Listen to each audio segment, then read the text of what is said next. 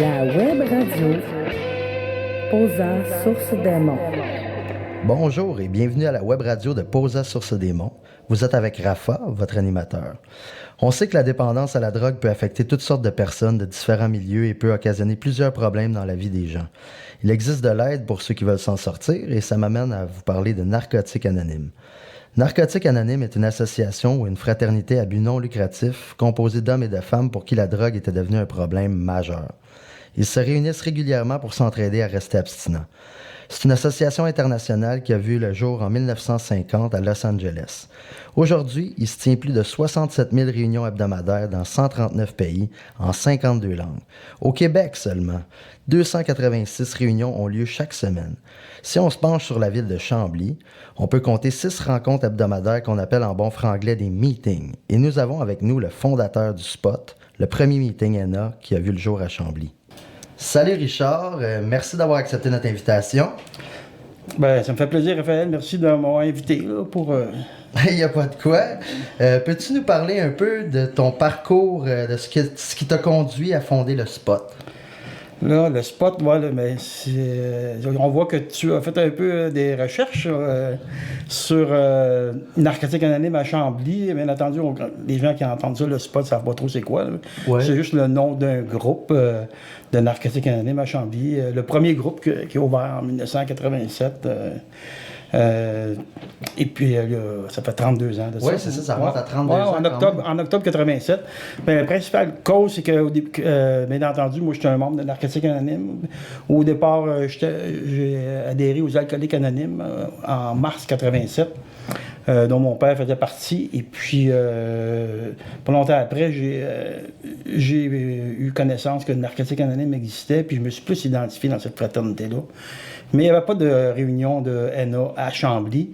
Il y avait 14 réunions d'Alcooliques Anonymes à Chambly, mais aucune de Narcotiques Anonymes, ce qui fait en sorte qu'à un moment donné, j'ai décidé de fonder, d'ouvrir un groupe de Narcotiques Anonymes pour 2 raisons principales. Je pense que la première, ben, c'est peut-être pour rester en vie, pour m'assurer qu'il y ait d'autres dépendants comme moi qui ont pu trouver une place dans la ville, qu'on puisse s'aider à se rétablir, puis aussi un peu...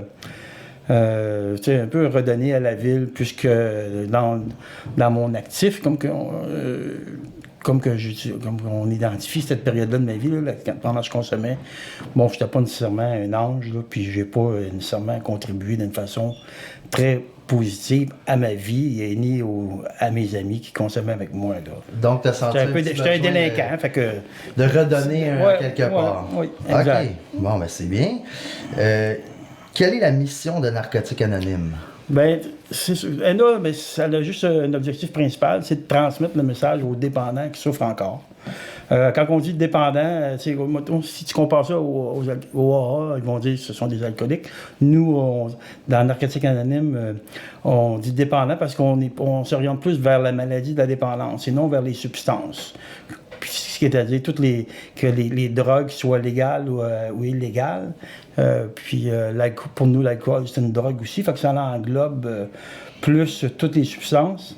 Mais principalement la mission, c'est d'aider le dépendant qui souffre encore, la personne qui veut arrêter de consommer, mais qui ne sait pas trop comment s'y prendre. OK. Tu m'as amené un peu vers une question que j'avais qui dit que on dit que Narcotiques Anonymes trouve ses origines dans le programme Alcooliques Anonymes. Qu'est-ce qui différencie les NA des AA? C'est un peu comme que je viens de t'expliquer, mais c'est sûr que les Alcooliques Anonymes, c'est été fondé, je pense, dans les années 30. Les Narcotiques Anonymes dans les années 50, 54, 55, je crois. Oui, 1950 à Los Angeles. Oui, dans ce coin-là. Et puis, bien entendu, dans ce temps-là, eux autres, les Alcooliques Anonymes, ils ont les 12 étapes qu'ils appellent. C'est un peu ça, quand on dit on va tirer les grands principes, là, c'est d'amener dans NA les étapes et les traditions, dans lesquelles on a changé certains mots, dont au lieu d'alcoolisme, mais pour dépendant. OK. Qui font ça que ça englobe toutes les substances. Donc ça fait partie des différences. Exact. Oui, c'est une grande différence, que c'est moins axé sur les substances, plus axé sur le pourquoi qu'on consomme. La dépendance en général. La dépendance, exact. Puis le Narcotiques Anonymes, il faut comprendre qu'au départ, les drogues, c'était c'est légal. Aujourd'hui, bon, le pot, le marijuana, c'est légal, là, mais, mais ça fait pas longtemps, mais mais dans les années 50, les drogués, comme qu'ils appelaient, les junkies à l'époque, c'était pas perçu d'une façon... c'était plutôt des déchets de la société, là, fait que, puis c'était complètement illégal. Fait qu'ils se faisaient souvent ils devaient se cacher un petit peu plus pour pas se faire aider, de peur de se faire arrêter. Là. Aujourd'hui, de ce que moi j'ai connu de NA, c'est bien différent de ce que ça se passait dans les années 50, là, ce que j'ai lu sur cette époque-là. Là. Je suis pas si vieux que ça. Et puis, mais aujourd'hui, la grande différence, ça se situe au niveau de l'identification du problème, qui est la maladie de la dépendance comparativement à l'alcoolisme. L'alcoolisme, OK. Bon. Peux-tu nous décrire comment se déroule une réunion des NA au spot? Bien, les réunions de Narcotiques Anonymes, c'est assez... le spot comme tel, là, c'est une réunion partage, discussion, comme on dit. OK. Dans le fond, le partage, c'est quelqu'un qui va venir faire un témoignage, une trentaine de minutes, et puis par la suite, il y aura une discussion sur un sujet donné par l'animateur. On a un animateur qui est... Probablement, tous les gens qui sont impliqués dans l'organisation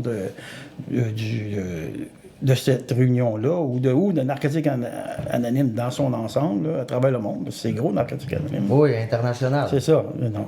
Et puis, c'est toujours des dépendants, des gens qui se rétablissent, qui coordonnent, puis c'est des bénévoles, si on veut, là, ils ont des postes rotatifs. Donner un exemple, un animateur il va être là pour un mois, une personne qui s'occupe du café, qui est donné, c'est pour un mois. On peut avoir un secrétaire. Puis il y a certaines lectures qui est lu aussi au début. Là. C'est ça le déroulement, grosso modo, ça se passe, y a-tu comme une formalité? Oui. Ben, il y a des lectures qu'on aime bien lire à toutes les réunions. Bien, parce que c'est ça, on veut. Narcotiques Anonymes voulait qu'il y ait un certain message qui soit véhiculé, le même message. Parce qu'on sait bien que autant si c'est pas encadré un peu ou orienté, il peut y avoir autant de messages que de dépendants différents. Là. On n'a pas tous la même perception, la même vision des choses. Okay. Mais il y a une grande liberté dans la réunion comme telle. Il n'y a pas de Donc, vous arrivez, les gens descendent, je sais un peu, là, par mon savoir, il y a du café, puis tout ça, puis les gens se présentent, quoi. Oui, par leur prénom. Dans les noms, on donne des hugs, hein. On donne des câlins. Okay. Et puis, principalement parce que c'est un dépendant qui en aide un autre. Okay. Et puis, on dit souvent, moi, je répète souvent, hugs, not drugs. Hein, c'est comme ça. Et puis, il n'y a pas d'inscription, il n'y a pas de registre des membres. On se présente par nos prénoms. Souvent, moi, j'ai des amis que je connais depuis longtemps, puis tout ce que je connais d'eux, c'est le prénom, puis dans quel coin qui demeure. Là. J'ai pas le nom de famille, des fois, il faut que je lui demande, parce que ça, c'est quoi donc, quand on veut... C'est anonyme. Oui, exactement. Ça fait que il y a une grande liberté. Il y a une seule unique condition pour être membre, c'est le désir d'arrêter de consommer. Il y a deux types de réunions, si on veut, principalement dans les grandes... Il y a des réunions fermées et des réunions ouvertes. OK. Dans les...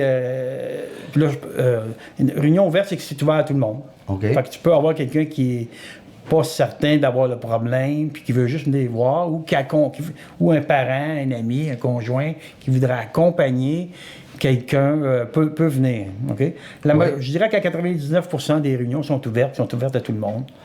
Et puis, il y a un autre, où on dirait une réunion fermée, c'est à ce moment-là, c'est seulement pour les dépendants, les membres. Les membres, c'est ça exact, un peu, juste je les m'allais membres. te demander, qu'est-ce que ça prend pour être un membre? S'il y a des critères spécifiques? Il y en a seulement un, puis qui est assez ouvert. Là. C'est la seule condition pour être membre, c'est d'avoir un désir d'arrêter de consommer. OK, c'est quand même clair. C'est assez ouvert, puis ça veut dire que même si tu n'as pas arrêté de consommer, tu peux être membre.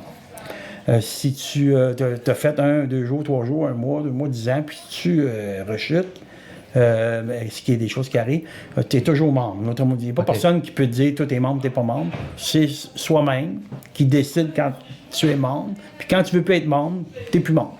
OK. C'est libre. Oui, c'est complètement libre. Très bien. Je voulais savoir, est-ce que ça se passe de la même façon ailleurs, les autres rencontres, là, comme les autres meetings qui ont lieu? Est-ce que c'est pas mal le même style de déroulement qu'au spot? Ou Oui. chacun a sa particularité? Chacun a sa particularité. J'ai dit tantôt, il y avait deux grands types, là, ouverts, fermés, mais dans ça aussi, on a des réunions qui vont être comme un partage, un témoignage, puis une discussion, d'autres juste un partage, d'autres juste une discussion. Il peut y avoir des réunions aussi sur le travail des outils de croissance, si on veut, là, nos étapes là, qu'on a. Et puis, mais c'est un peu très, très similaire. Là. C'est partage, discussion, une réunion qui dure habituellement entre 1 heure et 2 heures, ou 1h30. Là, ça dépend des réunions, des régions, de l'heure. On a à toutes les heures. Puis ça va, ça change aussi, comme au Québec, on dirait qu'on a notre sang latin, on a plus de réunions avec des partages. Si on va ailleurs dans le monde, je fais plusieurs réunions dans bien des pays, moi, puis c'est plus des discussions. OK. Bon, ben ça me donne une idée. Maintenant, comment, parce que je sais que vous avez comme certaines activités que vous faites ensemble, entre membres, je voulais savoir comment vous financez vos activités, puis qui les organise. Oui.